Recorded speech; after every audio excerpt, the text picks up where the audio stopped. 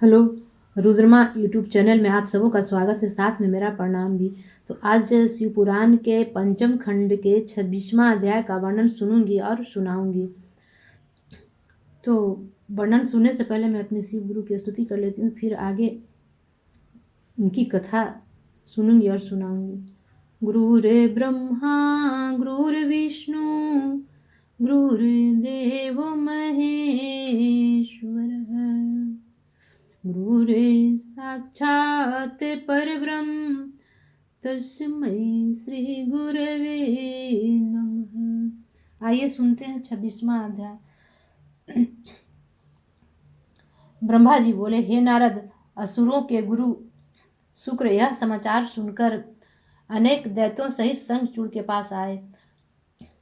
शंखचूड़ ने उनकी भली प्रकार से सेवा की। शुक्र जी ने आशीर्वाद तथा प्रशंसा के पश्चात देवता एवं दैत्यों की कथा का वर्णन किया। तदुपरांत उन्होंने वह शत्रुता जो दोनों में बहुत समय से चली आ रही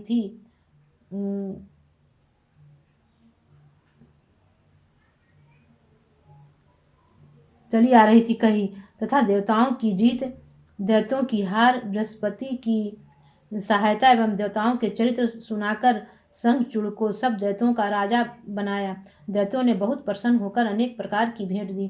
तब शंखचूड़ ने अत्यंत प्रसन्न होकर दैत्यों तथा वीरों की एक विशाल सेना एकत्र कर इंद्रलोक पर आक्रमण कर दिया और नगर के चारों ओर से घेर लिया। इंद्र भी देवताओं की सेना लेकर उससे लड़ने आए। उस समय दोनों सेनाओं में घमासान युद्ध हुआ। अंत में देवताओं ने बड़ी वीरता से दैत्यों को पराजित कर दिया। शंखचूड़ ऐसी हार देखकर अंत में देवताओं ने बड़ी वीरता से दैत्यों को पराजित कर शंखचूड़ ऐसी हार देखकर बहुत दुखी हुआ। तब उसने अपने बड़े बड़े वीरों को युद्ध के लिए भेजा। वे देवताओं से कुशलतापूर्वक लड़े। देवता उनकी वीरता पूर्वक लड़ाई देखकर भाग गए और तितर बितर हो गए।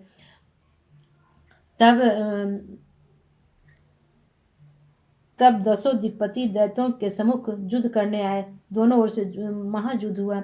इंद्र वृषपर्वा, अनल, गौ, श्रुति, संहार, जम, कालिंबिका, वरुण, चंचल, पवन, कल, के, कुबेर, दंभ, ईश, विप्रचिति, ऋभु, राहु, चंद्रमा, कनकाच, मंगल, शुक्र, ब्रह्मपति, कालासुर, कालयम, विश्वकर्मा, शनिश्चर, रक्ताक्ष, वासुगण, परगेशगण, धूम्र,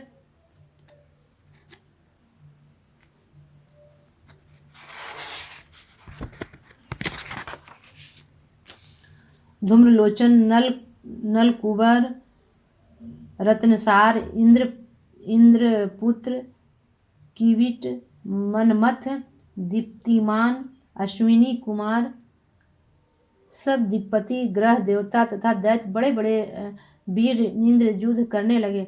अंत में दैत्यों ने शुक्र जी का ध्यान किया। तब एक बार देवताओं के सम्मुख होकर एक साथ आक्रमण कर दिया। यह देखकर देवता वहां से भाग गए। हे नारद, देवताओं को इस प्रकार भागते हुए देखकर 11 रुद्र दैत्यों के सम्मुख आ पहुंचे तथा त्रिशूल से उन पर आक्रमण कर दिया। सब दैत्य उनके इस आक्रमण से भयभीत होकर भाग गए। जब शंखचूड़ ने दैत्यों की यह दुर्दशा देखी तो उसने अनेक वाण चलाए, जिससे देवता भाग गए, परंतु 11 रुद्र वही युद्ध स्थल में खड़े रहे। उस समय यह आकाशवाणी हुई, हे देवताओं, शंखचूड़ को 11 रुद्र किसी प्रकार परास्त न कर सकेंगे और न इसे मारने में ही सफल होंगे, क्योंकि ब्रह्मा जी के वरदान से यह संपूर्ण लोकों का राजा होगा। तुम लोग यहाँ से चले जाओ तथा अवसर की प्रतीक्षा करो। देवताओं ने इस आकाशवाणी को सुनकर युद्ध बंद कर दिया। इस प्रकार दैत्य विजयी होकर आनंद के साथ अपने घर लौट गए। तब शंखचूड़ संपूर्ण पृथ्वी का राजा हुआ। उसने देवताओं का द्रव्य दैत्यों को दे दिया।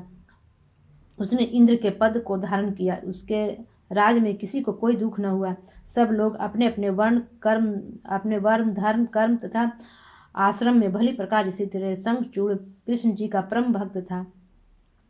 यद्यपि वह राधा जी के शाप से दैत्य रूप में उत्पन्न हुआ था, परंतु दैत्यों के समान उसमें कोई लक्षण न था। आज की वाणी में अपने श्री गुरु के चरणों में विराम देती हूँ। फिर से अगले एपिसोड में अगले पाठ